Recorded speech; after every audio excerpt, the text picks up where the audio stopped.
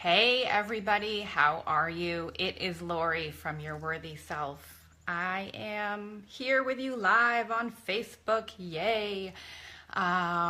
Yes, so I am going to tackle this mega topic today about comparing ourselves to others.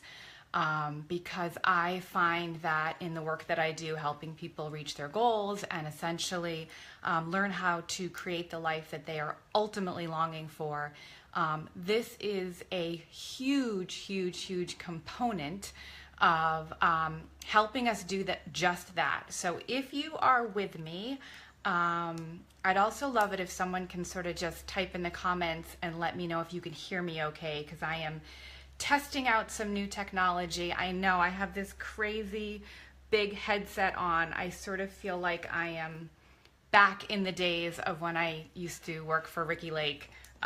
Yes, I used to work for Ricky Lake, and I would sit at the front desk and I was sort of like chained to a headset all day. So anyway, so I'm testing out some technology. I hope that you can hear me okay. If you can hear me okay, I would appreciate if you can just sort of comment, yes, I can hear you, just so I know that we are on track here.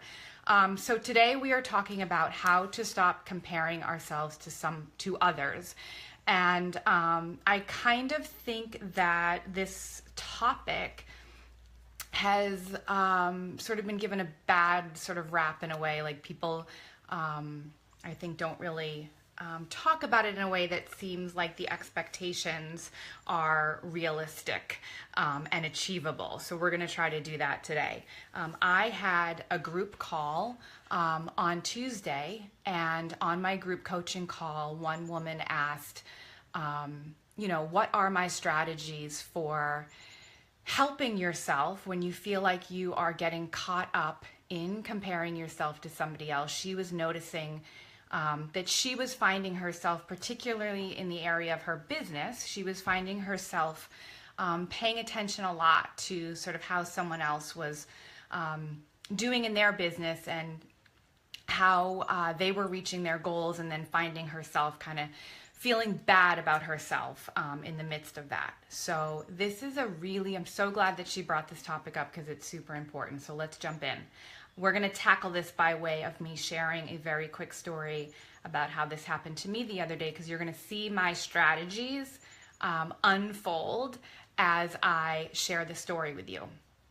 So I'm at the gym the other day running on the treadmill. And it's important to know that for me, it was important for me to know, and for you, just for the sake of this story, that when I am running on the treadmill, it is not about reaching a specific goal. It's not about losing weight. Yes, of course, I want to stay fit and healthy, and all that stuff is great. But when I show up to the gym and to my jogging, it's really, for me, a means of meditation, a means of helping myself sort of spiritually. It's a form of relaxation. And when I am jogging, for me, it is an opportunity to sort of feel like I am able to source some inspiration and power and creativity that may otherwise, in other moments of my life, not be available to me. So I'm on the treadmill the other day and I'm jogging, and I jog slow because that's how my spiritual stuff works. It comes to me when I'm jogging super slow.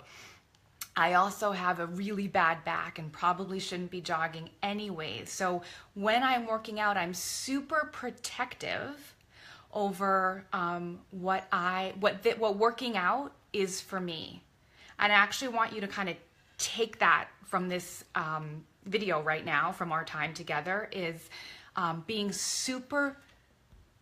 want you to think about being super protective when you are doing something in your life. I don't care what it is, if it's working out, being with your kids, in your job, whatever it is, whatever you are choosing to do in the moments of your days, that you are super protective and aware of the place from which you're showing up from, why it matters to you.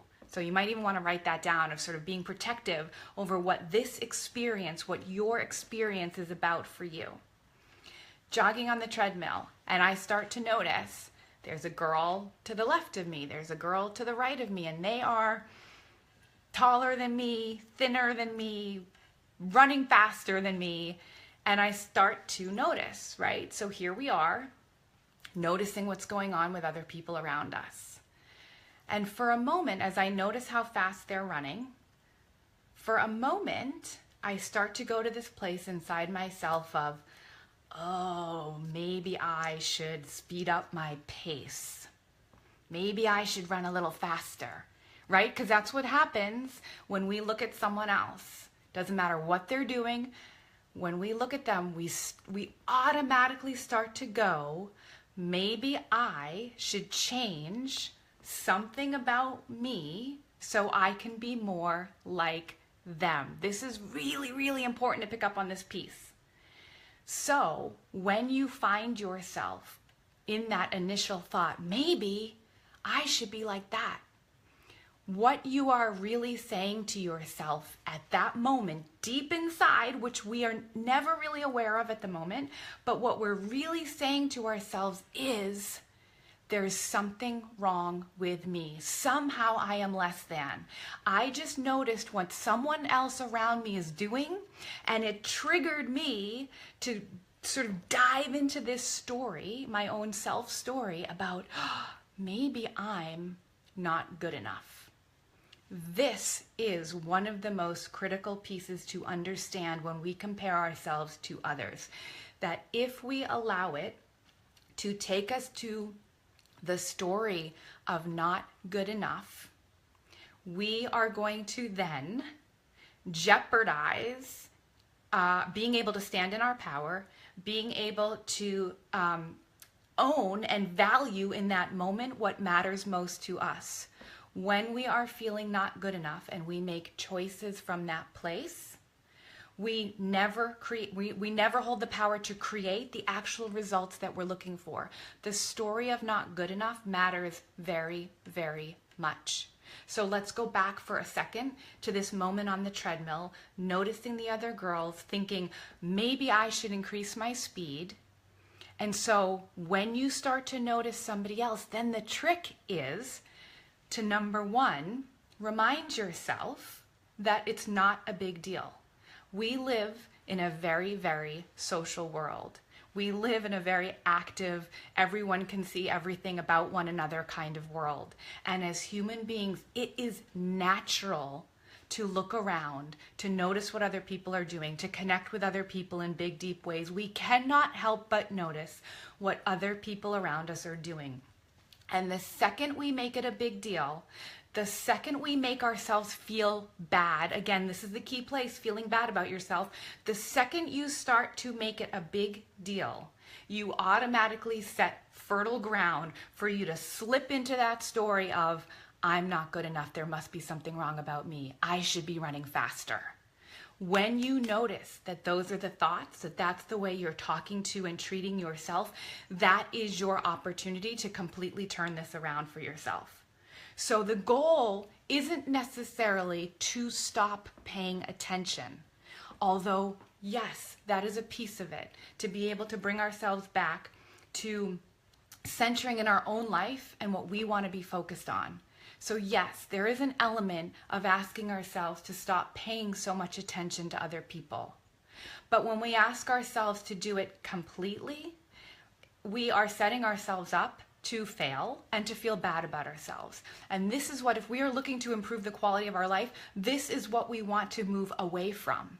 We want to move away from being so hard on ourselves and setting unrealistic expectations that, again, we end up feeling back in this place where we are disappointed and upset with ourselves.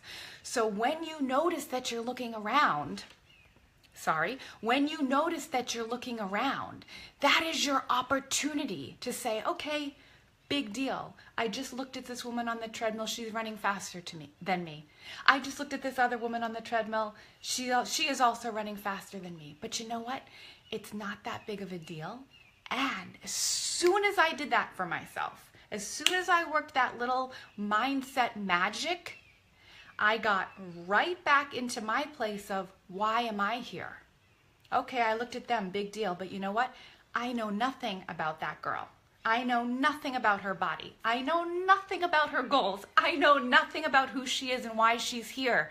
And so guess what? Then when I acknowledge that, I get to say, I don't care. Who cares why this girl is here? Because if I focus on somebody else, I've completely lost the power of getting in touch with myself.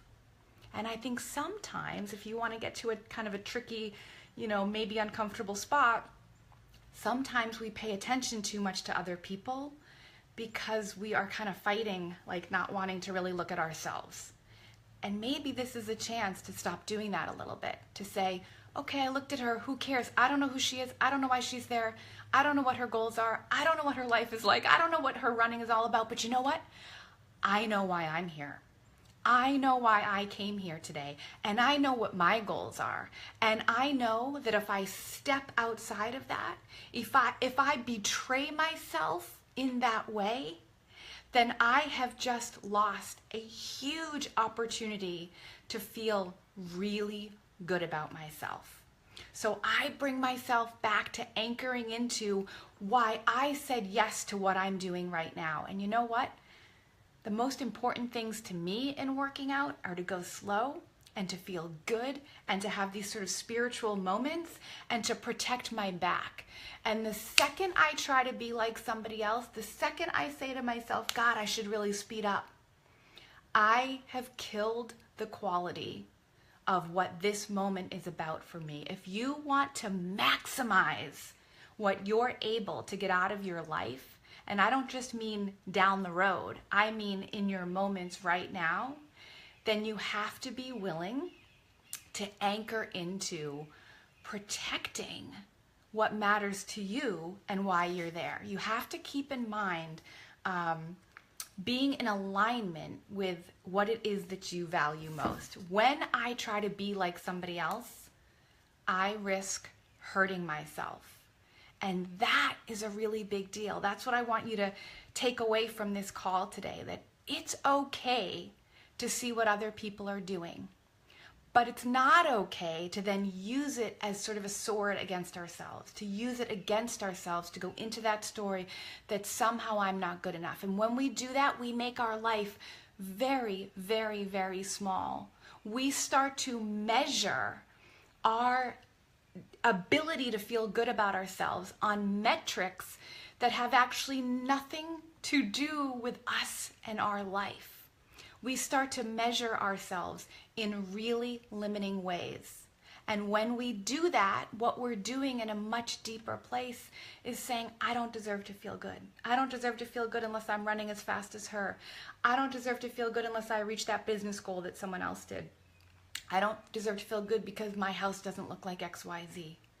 When we do that to ourselves, we are treating ourselves in a really unfair, unkind, devaluing kind of way. And when we operate from there, we are almost powerless to not only feel good in the moment, but to then have the motivation, the energy, the drive, the persistence, the desire to reach our goals. So I like to think about when I compare myself to somebody else and I notice that I'm doing it, in that moment when I sort of pick up on that, I use it now as an opportunity to ground even deeper into what it is that I'm about, what I care about. So when you find yourself doing that comparison thing, it's okay. Instead of being upset with yourself and saying, oh, I did it again, I suck, right? That's what we're trying to avoid. We are trying to move away from the story of I suck or I'm somehow not good enough. So when you notice that that's happening, you can actually then say to yourself, it's no big deal. Everybody looks around, but now I'm going to use it to help me get even more clear on what matters to me. You get to use it as an opportunity to say, well, that person has reached, a certain goal with themselves. Does that goal matter to me? If it does matter to me, guess what? Awesome, I just gave myself a chance to get clear. If I'm being honest with myself and I look at somebody else and I say, you know what? the thing that that person achieved or the thing that that person has, that actually really does hold value for me. If I can honestly say that that's true, then guess what? That person just helped you figure out even more what's important to you and who you are. And if you look at somebody else and what they're doing and what they're achieving and you realize, I think that I've got myself trapped here in a story that because I don't look like them or have what they have or what they appear to have, that somehow I'm not good enough. If I look at that person and I realize that whatever it is I'm kind of looking at or feeling envious of, if I know now that that doesn't really matter to me, then guess what? I have also just completely freed myself because I was able in that moment to help myself get clear on what holds meaning for me. This is the whole goal in going through these moments of your life and figuring out what matters to you, what you want to prioritize, and what goals you want to achieve with your life. It doesn't matter. I know it's easy. It's so easy to say this, but I'm saying this because this is the everyday practice. It doesn't matter what everybody else is doing. You know, there's actually there's a wonderful scene in Dead Poet Society where Robin Williams brings the kids from the school out into the courtyard, and like they're all kind of standing around in a circle, and he picks 3 kids and he says, you know, just go for a walk. And so these 3 kids start like sauntering around, and then soon enough, in like 1 minute, they end up walking exactly alike. And they're walking, you know, kind of marching like to the beat of the same, you know, drum. And the other kids who are not marching are clapping, and everybody's clapping in rhythm. And Robin Williams points out, it's so easy to be surrounded in this world by everybody else and to think that I need to walk like them, I need to be like them. But we will never find our power that way. It is okay to look. It is okay sometimes to even try something out that someone else is doing because you're curious if it might hold power for you. The most important piece is what you are saying to yourself because of it. You are allowed to try anything. You're allowed to want the same things that maybe your neighbor wants. I don't know, who cares? But you're allowed to want it, but want it because it is in alignment with who you most want to be. And sometimes the reason why, this is sort of, you know, my principles now here about self-worth, the laws of worthiness, sometimes why this is so challenging is because deep down we are still reconciling, feeling worthy of what it is we're saying we really want. And so when the thing we really want is making us somehow feel uncomfortable and it's bringing up all these hard emotions about, do I really deserve it, and who am I to have that, and what will people think? When that's the story going on and we're trying to still work that out, which by the way is okay, then what ends up happening is we do a whole lot of looking around, and we do a whole lot of comparing, and we do a whole lot of limiting, you know, really not paying attention to the real story, the real issue that's at play. So I hope that this has helped. I hope that it has given you some kind of permission a little bit to say, it's really not that big of a deal if I look around. You know, to think that I'm going to go to the gym and I'm going to run on the treadmill and these 2 girls are going to run next to me and I'm not going to notice them. I mean, maybe that happens sometimes, but you know, not typically. So who cares? I notice them and they're running faster than me, and that's cool, and you know, maybe I can cheer them on a little bit inside, but what they are doing has absolutely nothing to do with why I'm here and why I'm showing up today. And so whatever it is that you want in your life, the things that matter most to you, they are yours, and they are sacred, and they are important. And when you feel like you actually deserve to have those things and to feel that good about yourself, you will have a much easier time not paying attention. You won't really have to pressure yourself that much. It's just going to start coming more naturally to you that you're not really going to care so much what everybody else is doing. So the bottom line in all of this is, you know, you get to assign meaning to what you're doing.